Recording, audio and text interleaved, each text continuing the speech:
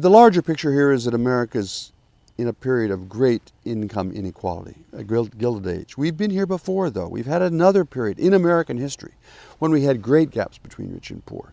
I'm talking in about 1905, 1910, 1915, and it was a period of great political upheaval and political corruption. It was a period of lots of social alienation, and a lot of bad things were happening to poor people in America, and the country seemed to be coming apart, and we didn't know how to fix it.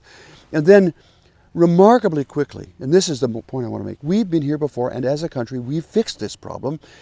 We changed the direction of America and began to provide equal opportunity to all of our kids. And the best example, a very specific example of that is in that period, Americans invented the high school.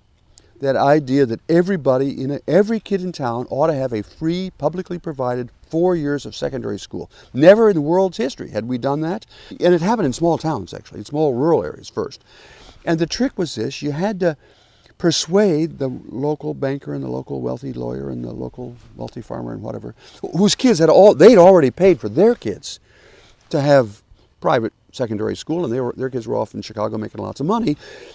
You had to persuade them that they ought to pay higher taxes so that other people's kids could get that same.